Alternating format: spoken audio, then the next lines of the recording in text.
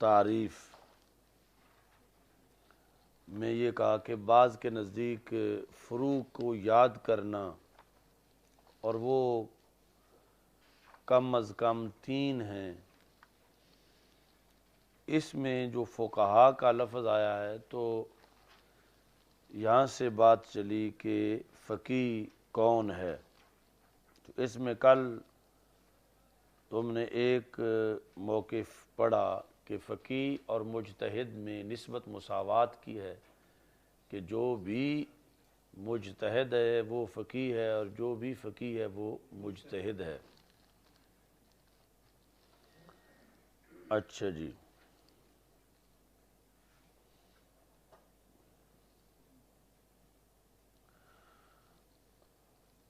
اچھا جی، اب پہلے اوپر جو لفظ ہیں وہ دیکھ لیں۔ العلم بالاحکام الشرعیۃ الفرعیۃ المکتسب من ادلتها التفصیلیہ وعند الفقہاء حفظ الفروع واقلہ 3 وعند اہل الحقیقت، یعنی فقہا کے نزدیک فقیہ وہ ہے جو فروع کا حافظ ہو، اگرچہ مجتہد نہیں ہے۔ پہلے تو تھا نا کہ فقیہ وہ ہے جو مجتہد ہو۔ فقہا کے نزدیک وہ تعریف ہے اصولیین کے نزدیک کہ فقیہ وہ ہے جو مجتہد ہو۔ فقہا کے نزدیک فقیہ وہ ہے جو حافظ الفروع ہو۔ حافظ الفروع میں اب فروع ہزاروں لاکھوں ہیں، کتنی کا حافظ ہو؟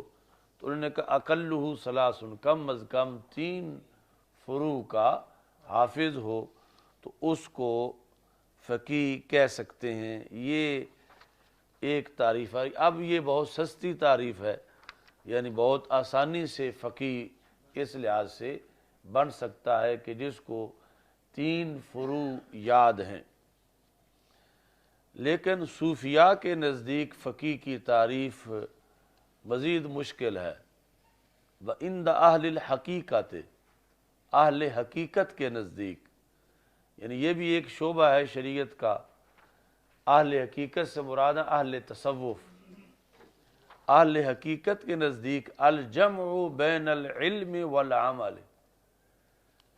علم و عمل میں جمع کا نام فقاہت ہے، یعنی وہ ہوگا جو اپنے پڑھے ہوئے پہ عمل کرے وہ فقیہ ہے۔ اپنے علم پر جو عمل کرے، جمع تب ہوگا کہ پڑھے ہوئے پر عمل کرے، نہ صرف عمل ہو بغیر علم کے اور نہ صرف علم ہو بغیر عمل کے، علم ہو اور اس علم کے مطابق عمل بھی ہو تو اب اس کو کہیں گے یہ فقیہ عالم ہے۔ اور اگر یعنی اس تعریف کے مطابق اگرچہ بڑا ہی نابغہ روزگار اس لحاظ سے ہو کہ لاکھوں فروع اس کو یاد ہیں لیکن عمل نہیں اس کا، بد عمل بندہ ہے، تو اس کو فقیہ نہیں کہہ سکتے۔ تو اہل تصوف کے نزدیک فقاہت کے لیے علم کے ساتھ ساتھ عمل کرنا اپنے پڑھے ہوئے پہ یہ بھی ضروری ہے۔ اس کی دلیل کیا ہے؟ لقول الحسن البصری، حضرت حسن بصری رحمہ اللہ تعالی کے اس فرمان کی وجہ سے۔ کیا فرمان ہے؟ انما الفقیہ المعرض عن الدنیا الزاہد فی الآخرہ البصیر بعیوب نفسہ، کہ فقیہ ہونے کے لیے 3 شرطیں ہیں۔ پہلی شرط یہ ہے المعرض عن الدنیا، دنیا سے اعراض کرنے والا ہو، دنیا کو پس پشت ڈالنے والا ہو۔ اعراض۔ اب آگے پھر اعراض کے اندر بھی بحث ہے کہ اعراض کا یہ مطلب ہے کیا کہ نہ کھائے نہ پیے نہ کمائے؟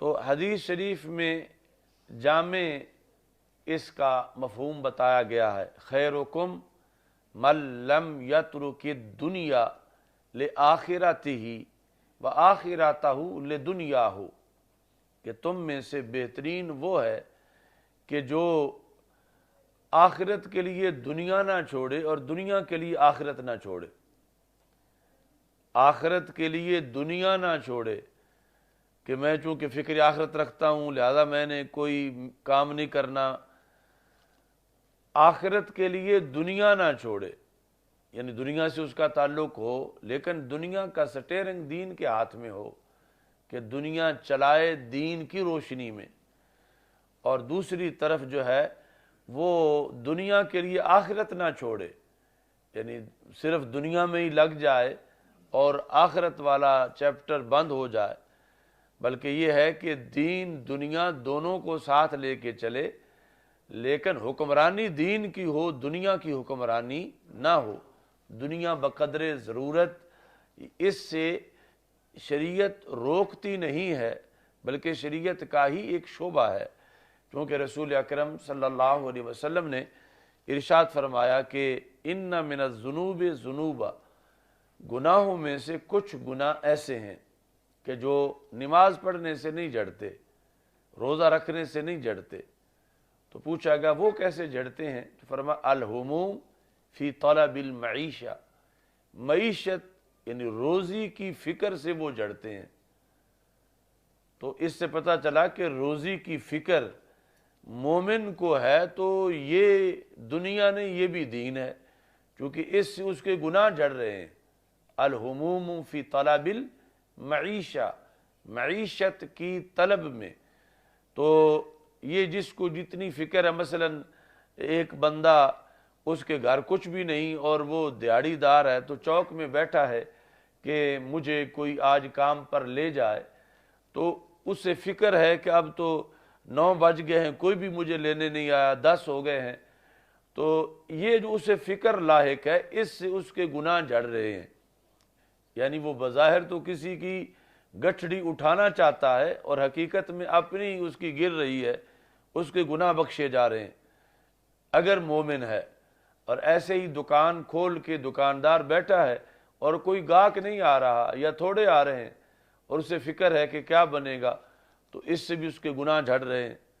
کاشتکار نے بیج بویا ہے، اسے فکر ہے کہ پتہ نہیں اگتا ہے یا نہیں، اگ آیا ہے تو پھر فکر ہے کہ اب بڑا ہوتا ہے یا نہیں، پھر فکر ہے پھل لگتا ہے یا نہیں، پھر فکر ہے پکتا ہے یا نہیں، پھر فکر ہے کہ یہ میں سنبھال بھی سکتا ہوں یا نہیں، تو اس ہر فکر پر اس کے گناہ جھڑ رہے ہیں۔ تو یہ یعنی مورد عن الدنیا کا یہ مطلب نہیں ہے کہ اس کو کوئی پتہ ہی نہ ہو کہ دنیا ہے کیا اور کہاں ہے وہ، اور بالکل سب کچھ چھوڑ کے وہ کسی غار میں جا کر بیٹھ جائے، تو یہ مراد نہیں ہے۔ مطلب یہ ہے کہ دنیا کا بھوت اس پہ سوار نہ ہو جائے کہ جیسے بھی ہو دنیا آنی چاہیے، جائز ناجائز طریقے سے، اس لحاظ سے وہ دنیا سے اعراض کر چکا ہو، اس کے پیش نظر آخرت ہے اور آخرت کی حکمرانی ہے دنیا پر، یعنی جو آخرت کو صحیح رکھتے ہوئے دنیا کر سکتا ہے وہ اس کے لیے جائز ہے۔ الزاہد فی الآخرۃ، اس کی رغبت آخرت میں ہے، دنیا سے اس نے اعراض کیا ہوا ہے۔ البصیر بعیوب نفسہ، وہ اپنے عیب اچھی طرح دیکھتا ہے، یعنی عمومی طور تو بندہ دوسروں کے عیب دیکھتا ہے، لیکن فقیہ وہ ہے جو اپنے عیب دیکھے۔ اس واسطے پہلی تعریف بھی مشکل ہے اور تیسری بھی مشکل ہے کہ اس کے اندر جو ہے وہ بہت زیادہ علم تھوڑا سا بھی ہو تو اسے عمل کے ذریعے ثابت کرنا بڑا مشکل ہو جاتا ہے۔ ایک دن کا پڑھا ہوا بھی اسے زندگی بھر اس پہ عمل کرنا ہو تو یہ ایک معنی رکھتا ہے۔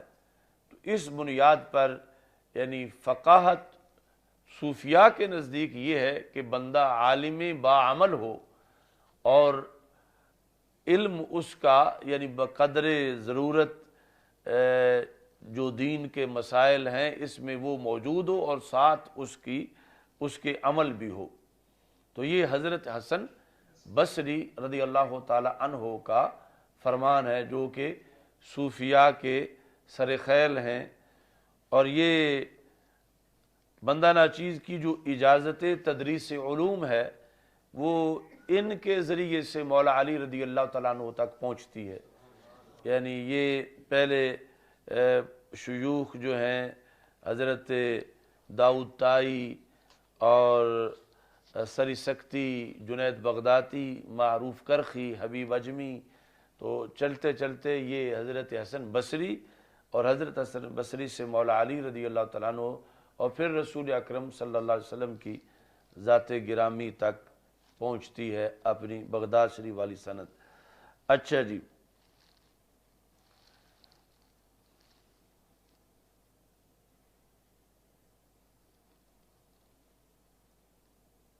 تو فقیہ کی 3 تعریفیں آپ نے پڑھ لی ہیں، اور آگے پھر متن میں ہے موضوع، وَمَوْضُوعُهُ فِعْلُ الْمُكَلَّفِ ثُبُوتًا او سلبًا۔ موضوع یعنی ما یبحث فی الفقہ عن عوارضہ ذاتیات، یعنی فقہ میں جس کے عوارض ذاتیہ سے بحث کی جاتی ہے وہ علم فقہ کا موضوع ہے۔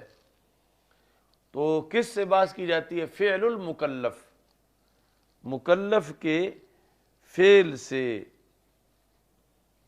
ثبوتاً او سلباً۔ ثبوتاً ہے کہ فرض ہے، واجب ہے، سنت ہے، مستحب ہے، نفل ہے، اور سلباً حرام ہے، مکروہ تحریمی ہے، مکروہ تنزیہی ہے، خلاف اولا ہے۔ تو یعنی اس لحاظ سے دونوں جہتیں اس میں موجود ہوتی ہیں۔ فعل مکلف کے جو عوارض ہیں، اب یہ چیز فعل کو عارض ہوتی ہے کہ یہ فرض ہے یا واجب ہے یا حرام ہے یا مکروہ ہے، تو یہ اس کا موضوع ہے۔ وَاسْتِمْدَادُهُ مِنَ الْكِتَابِ وَالسُّنَّةِ وَالْإِجْمَاعِ وَالْقِيَاسِ۔ علم فقہ کا ماخذ کیا ہے؟ استمداد، اسے حاصل کہاں سے کیا جاتا ہے؟ تو کتاب و سنت، اجماع اور قیاس، یہ اس کے مآخذ ہیں۔ وغایتہ الفوز بسعادت الدارین، اس کی غایت کہ بندے کو دونوں جہاں میں سعادت ملے، دونوں جہاں کے اندر۔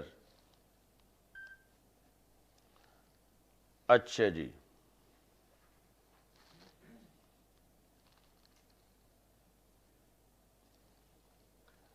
آگے اسی کے ساتھ چونکہ ہے فضیلت، وَأَمَّا فَضْلُهُ فَكَثِيرٌ شَهِيرٌ، فضیلت اس کی بہت زیادہ ہے اور مشہور ہے۔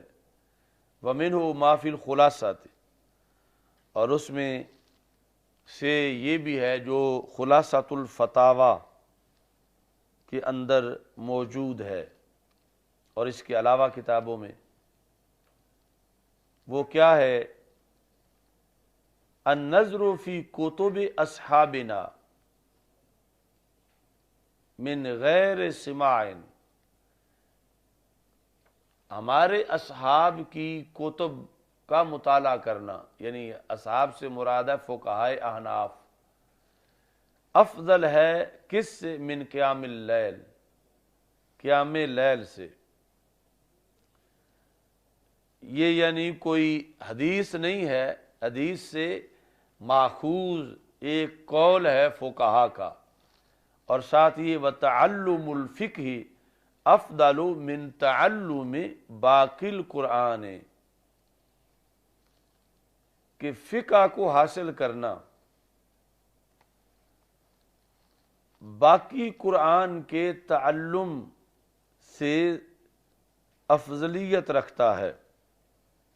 یعنی قرآن مجید میں کچھ آیات احکام کی، کچھ قصص ہیں، تو اگرچہ ہر حرف حکمتوں سے معمور ہے، علوم سے بھرا ہوا ہے، اور جو قصے ہیں ان کے اندر بھی عبرت ہے، تعلیم ہے، لیکن جو حلال و حرام والی آیات ہیں یہ پڑھنا سر فہرست ہے، یعنی پڑھنے سے مراد ان کا مطلب سمجھنا اور ان کے مفاہیم کو جاننا۔ تو اس بنیاد پر یعنی ایک بندہ وہ قرآن مجید کی احکام کی آیات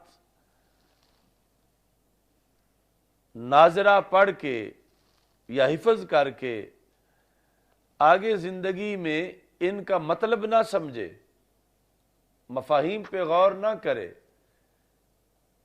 یعنی اسے یہ پتہ نہیں کہ یہ آیت جو ہے اس سے کون سی چیز حلال ثابت ہوئی ہے، کون سی چیز حرام ثابت ہوئی ہے، اور وہ باقی قرآن حفظ کرے یا ناظرہ پڑھے، تو ان کا یہ مطلب ہے اس قول میں کہ وہ کام افضل نہیں، افضل یہ ہے کہ پہلے احکام کی جو آیات ہیں ان کا مکمل مطلب سمجھے، ان کا مکمل مطلب سمجھنا باقی قرآن کے ناظرہ پڑھنے سے زیادہ ضروری ہے۔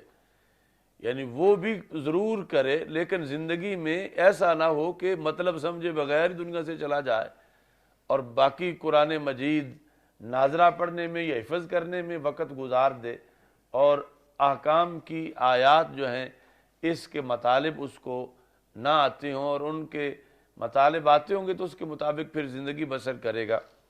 تو باقی اس کی شرح نیچے پھر حاشیے میں آئے گی جتنا متن پڑھا۔ چلو اب وہ ٹائم ہو گیا اس کا رزلٹ کا۔ الحمدللہ رب العالمین والعاقبۃ للمتقین والصلاة والسلام علی رسولہ الکریم۔